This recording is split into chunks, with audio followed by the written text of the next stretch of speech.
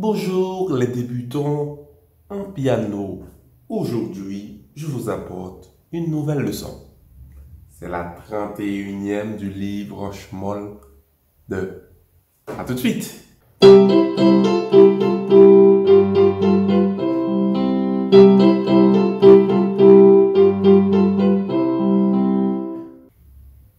Le livre Schmoll 1 nous a présenté un système avec deux clés de son.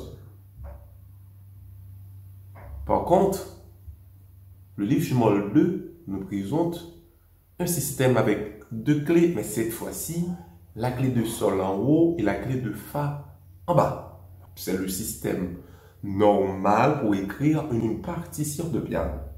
Voyons ces deux notes. Ici, une note qui se place en bas de la clé de sol et une autre qui se place en haut. La même figure de note, mais dans des positions différentes, avec des noms aussi différents. La première note est la note fa, avec 3 lignes supplémentaires. Et la deuxième est la note sol, avec 3 lignes supplémentaires. Vous voyez? Initiation à la clé de fa. La clé de fa se place toujours sur la 4e ligne. La 4e ligne s'appelle fa. Avec cette note, on sera en mesure de trouver toutes les autres qui se placent sur la portée. Mais on nous présente la relation entre deux clés. Une même note peut avoir, ou bien peut prendre le même nom dans des clés différentes. Regardez, ici, cette même note qui se place en bas de la clé de sol avec 3 lignes supplémentaires est la note fa. Cette même note dans une autre position ou bien dans une autre clé prend toujours le nom de fa et cette fois-ci elle se place sur la 4e ligne de la clé de fa. Et c'est la même note. Si vous voulez jouer cette note en clé de sol, donc on va avoir 3 lignes supplémentaires. Et si vous voulez jouer cette même note en clé de fa, on n'aura aucune ligne supplémentaire. Et cette fois-ci, cette note va se trouver directement sur la 4e ligne de la clé de fa. C'est la relation entre la clé de sol et la clé de fa. Pour vous qui êtes déjà maestro, ou bien pour les aspirants, lorsque vous écrivez les partitions, évitez ce genre de notes qui sont très difficiles à lire. Par exemple, une note avec 4 lignes, 5 lignes supplémentaires, on peut le remplacer par une autre clé. Et cette fois-ci, la lecture est beaucoup plus facile.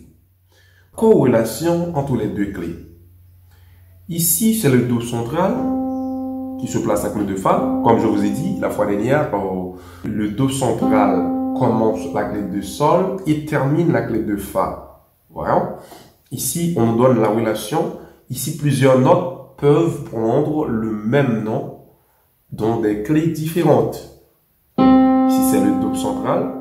Si je descends, maintenant je suis dans la clé de sol, je fais si, je fais la, je fais sol et je fais fa. Ici en clé de sol, on aura Do central, une ligne supplémentaire, une ligne supplémentaire, 2 lignes supplémentaires, 2 lignes supplémentaires, 3 lignes supplémentaires.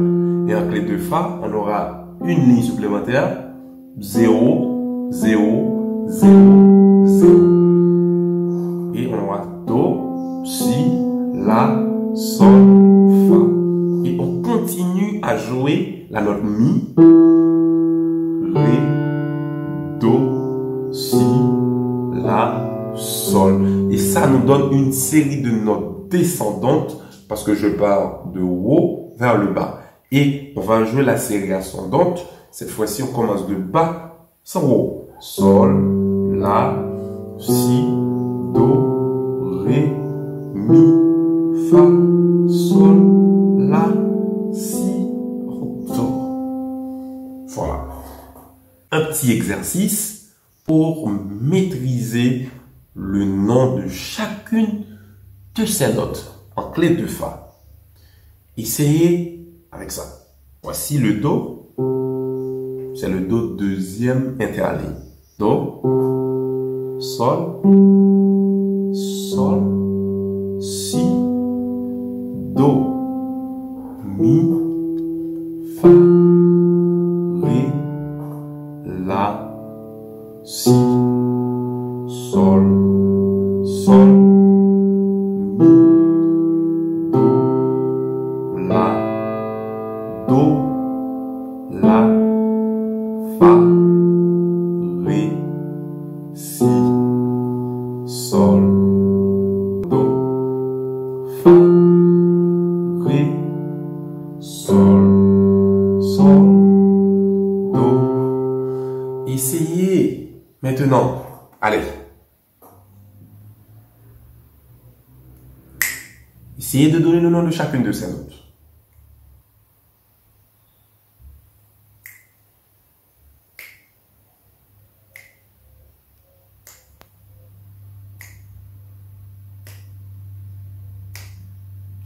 Ok, vous pouvez continuer à la maison. Ça va vous aider à mieux comprendre ou à mieux s'exercer en clé de Fa. On représente cette fois-ci la gamme de Do majeur en clé de Fa. Voilà. On va jouer.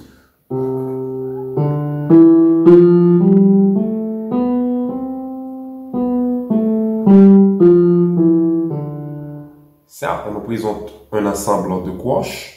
Voilà, ta, ta, ti, ta, ti, ta, ti, ta, ta, ti, ta, ti, ta, ti. Et essayez vous-même les débutants.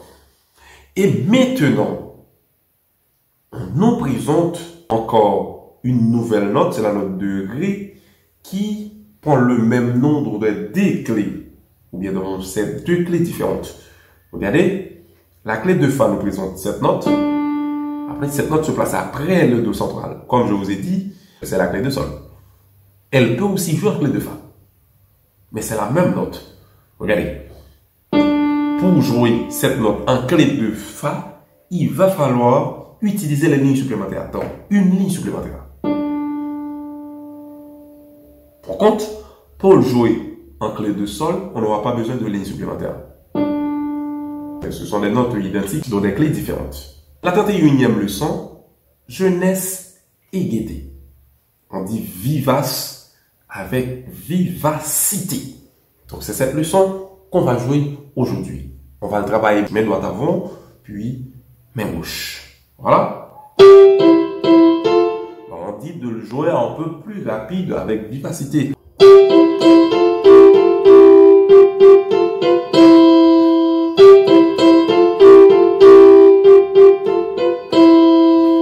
C'est la première partie. Pour la main gauche, regardez que fait la main gauche.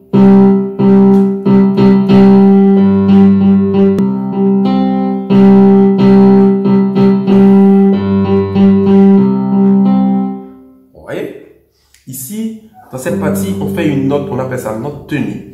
Je vais placer ce petit doigt sur Sol et jouer les notes Sol qui se placent un peu plus haut.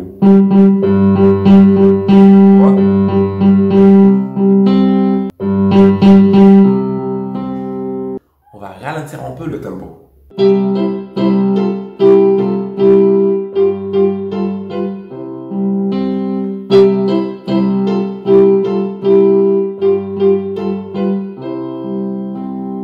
Et maintenant, vous augmentez le tempo.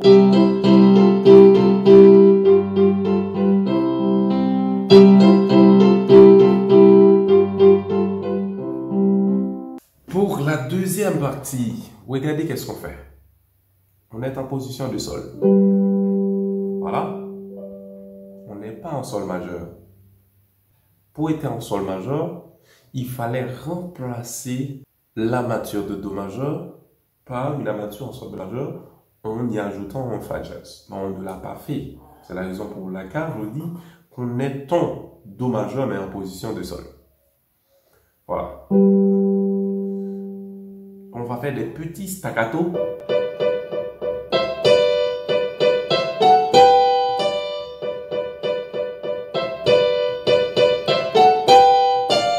Et maintenant, voilà. Ici, en remplaçant, regardez, un peu plus lent.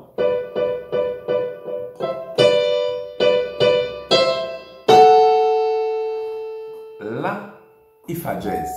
Donc c'est un ré septième. Qui dit ré septième, c'est la dominante de sol majeur. Donc on nous renvoie exactement au sol majeur, mais en se servant d'une altération accidentelle. On appelle ça modulation passagère. On a modulé temporairement, passagèrement, de do à sol majeur. Jusqu'à présent, on était en do majeur. Mais en faisant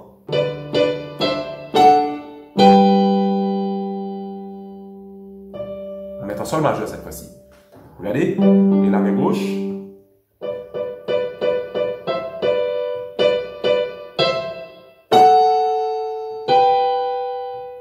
Jusqu'à présent, on est en sol majeur. On reprend.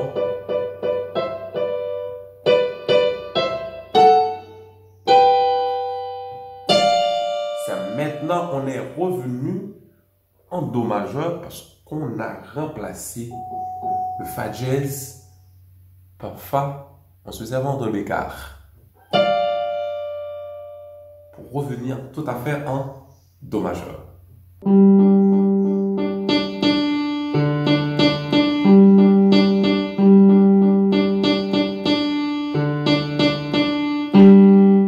La main gauche.